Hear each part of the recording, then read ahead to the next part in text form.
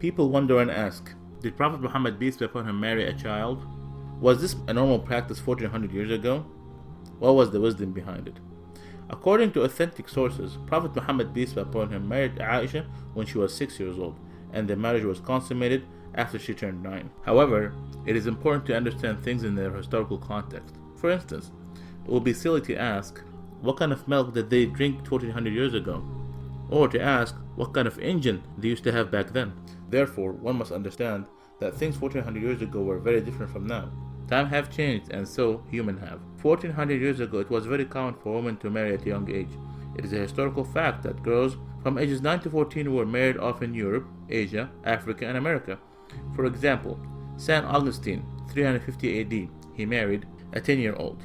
King Richard II, 1400 AD, he married a 7-year-old. Henry VIII, 1500 AD, he married a 6-year-old. Even in the Bible, it says, "But say for yourself every girl who have never slept with a man." According to Catholic Encyclopedia, Mary, the mother of Jesus, was 12 when she married 99-year-old Joseph. Before 1929, Church of England ministers could marry a 12-year-old in Britain. Before 1983, Catholic canon laws permitted priests to marry off brides at the age of 12. A lot of people are unaware in the United States, in the state of Delaware in the 1880, the minimum age for marriage was 7 years old, and in California it was 10 years. Even now, the marriage age for some states are 12 in Massachusetts, 13 in New Hampshire, and 14 in New York.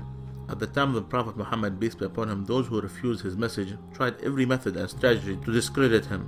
They were always looking for opportunities to attack him, verbally or even physically.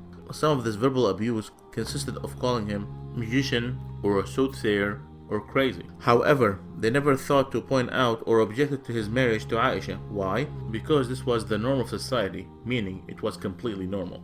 With that said, did you know that Prophet Muhammad, peace be upon him, he had only one wife, Khadija, throughout the first 54 years of his life? Did you know that she was a widow? Did you know that she was 15 years older than him? He, peace be upon him, spent his entire youth with her. He was committed to her until after her death by keeping ties with her friends. What about Aisha? Was she a child when she agreed to marry Prophet Muhammad, peace be upon him? First, it's important to note that it is strictly prohibited in Islam to marry someone before the age of puberty. Note, the age of puberty varies throughout different times and different places. According to scientific references, girls might enter full-blown puberty anytime between the ages of 9 and 15. Also, the average temperature of the country is considered to be the chief factor with regard to menstruation and sexual puberty. So, was Aisha a child? No, she was not. So what about the wisdom behind this marriage? God always knows best. The marriage of Aisha was an instruction from God.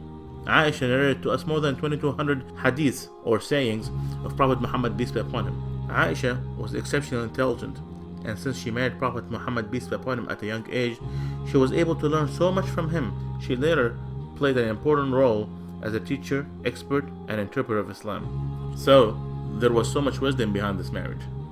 For those who do not know Prophet Muhammad, peace be upon him, Prophet Muhammad, peace be upon him, did not come to seek worldly pleasures, but rather, he warned us against them.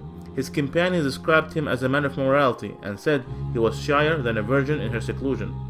When the believers asked him an awkward question, he would cover his face out of shyness.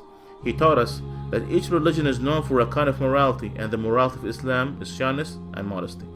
قل إنما أنا بشر مثلكم يوحى إلي أنما إلهكم إله واحد فمن كان يرجو لقاء ربه فليعمل عملا صالحا ولا يشرك بعبادة ربه أحدا. Say, I'm only a man like you, whom revealed to him that your God is one God. So whomever would hope to meet his Lord, let him do righteous work, and not associate anyone with his Lord. If you have questions about Islam, ask a Muslim. Please like our Facebook page.